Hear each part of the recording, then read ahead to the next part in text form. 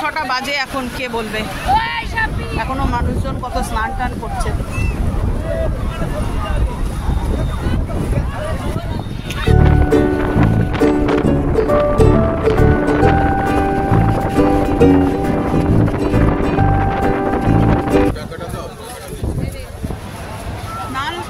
ফিরছি, আমি খাচ্ছি আইসক্রিম, খাচ্ছি চা।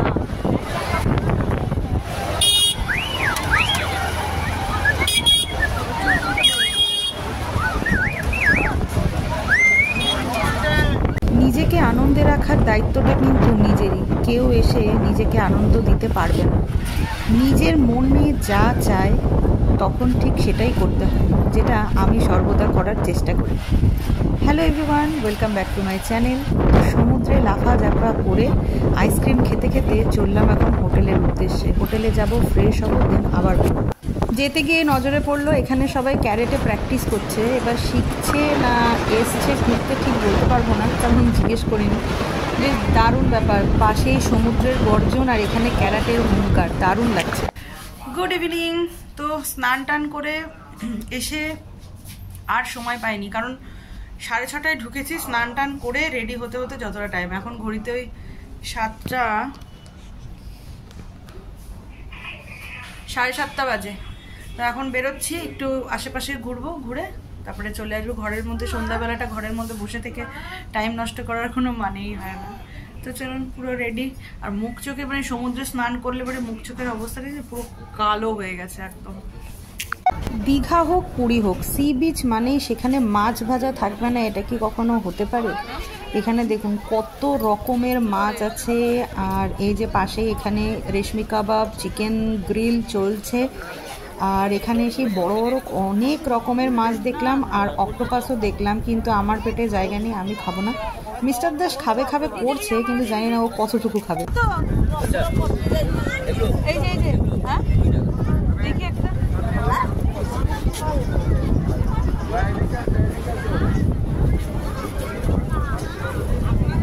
আর কোনো ডিজাইন নেই? এইটা দুটোই একই।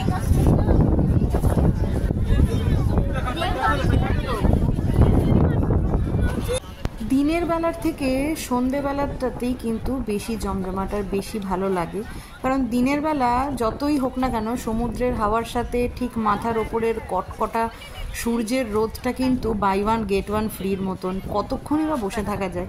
কিন্তু সন্ধ্যের দিকে যেমন লোকজনের সমাগম হয়, তেমনি দোকানপাট বসে। আর বাহ, একজন পাপড়ি, একজন আইসক্রিম। কিরে কেমন? ভালো বল, বিশাল বল। আর আপনার? হ্যাঁ, যেটা বলছিলাম। আর তেমনি সমুদ্রের হাওয়া, সন্ধেবেলাটাতে সমুদ্রের হাওয়াটা নোনা থাকলেও কিন্তু একটা আলাদা অনুভূতি, ভালো লাগা থাকে, কারণ রোদ থাকে না, হাওয়াটা হালকা হলেও ঠান্ডা ঠান্ডা থাকে। তো এইদিকে এসছিলাম ঘুরতে ঘুরতে, নেওয়ার সেরকম কিছুই নেই দোকানপাটগুলোকে দেখতে, কারণ এর আগের বার আমরা যখন এসছিলাম তখন ছিলাম আমরা ওল্ড দীঘাতে। ওল্ড দীঘার চত্বরটা মোটামুটি ঘুরে দেখাই আছে, যতবার আসি ততবারই ওল্ড দীঘাতেই স্টে করি, কিন্তু এইবার আমরা ঠিক করেছিলাম যে নিউ দীঘাতে থাকবো, কারণ প্রত্যেকবারই আমরা ওল্ড দীঘাতে থাকি। তো আশেপাশের দোকানগুলো দেখছিলাম, সেরকম কিছুই নেই, ওল্ড দীঘাতে যা নিউ দীঘাতেও তা, কোনো আদার্স মানে অন্য কিছু নেই আর কি। এর মধ্যে থেকেও বাচ্চাদের জন্য কিছু নিলাম, কারণ আমার অলিটার সারা মানে সবসময় একটু হাতের ব্রেসলেট, কানের দুল বলছি, ছোট ছোট ক্লিপ, ওগুলো একটু বেশি পছন্দ করে। তো ওর জন্য আমি একটা ব্রেসলেট পছন্দ করে নিলাম।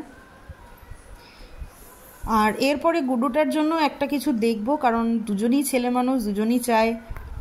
ভেবেছিলাম গুড্ডুর জন্য একটা ব্যাগ নেব, কিন্তু ওর মতন ব্যাগ মানে ও যেই ব্যাগগুলো ইউজ করতে পারবে সেই রকম জাতীয় কোনো ব্যাগই নেই এখানে, সব কিছুই লেডিস আইটেম।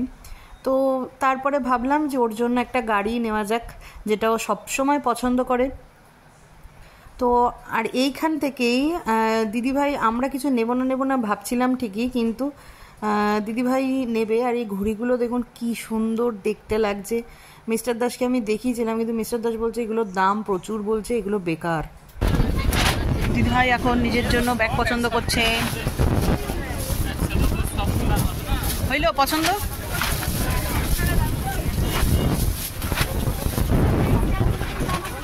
হ্যাঁ, না না, এটা 200। ওটা তো দোকানগুলোর মাথা খুঁটে খুঁটে দেখলাম, যা যা নেওয়ার নিলাম, নিয়ে এইবার ফুচকার লাইনে দাঁড়ালাম। পেটে কিছু তো দিতে হবে, শুধু ঘুরলে হবে? চা খেয়েছিলাম, এখন ফুচকা খাবো। আর ফুচকাটা যা ঝাল হয়েছিল, জলের মধ্যে যে কেজি লঙ্কার গুঁড়ো মিশিয়েছিল সে একমাত্র ভগবান জানে, আর ফুচকাওয়ালাই জানে। মারাত্মক ঝাল হয়েছিল। আচ্ছা, আমাদের যা ঘোরার ঘুরে দিয়েছি, এখন আমরা এই যে আর এই যে বাদাম নিলাম, বাদাম এখানে হাওয়া খাবো আর বাদাম খাবো। ভালো, আমাদের মতন এরকম অনেকে আছে। এই যে আমাদের পুরো পার্টি এখানে বসে আছে, আর অলি রানী এখানে এদিকে বসে আছে, এইদিকে দাঁড়িয়ে দাঁড়িয়ে বাদাম খাচ্ছে। যাই হোক, বাদামটা এনজয় করি আর সমুদ্রের হাওয়াটাই। ওকে, তো বাড়ি ঢুকে ডিনার নিয়ে বসা হয়ে গেছে ফ্রেশ ট্রেশ হয়ে। তো ডিনারে ছিল হচ্ছে চিকেন ভর্তা, গ্রিন স্যালাড আর হচ্ছে নর্মাল রুটি। মানে তন্দুরি রুটির অর্ডার করেছিলাম, কিন্তু এদের এখানে যে বানায় সে নাকি ছুটিতে গেছে, ওই জন্য তন্দুরি রুটি হবে না, নর্মাল রুটি আর স্যালাড। কিছুটা বাচ্চাদেরকে দিয়েছি, ওই জন্য ভাঙা হয়েছে। তো আজকের ব্লগটা এখানেই শেষ করছি। সবাই সুস্থ থাকবেন, ভালো থাকবেন, সবাইকে ভালো রাখবেন। দেখা হচ্ছে কালকের ব্লগে। ততক্ষণের জন্য গুড নাইট।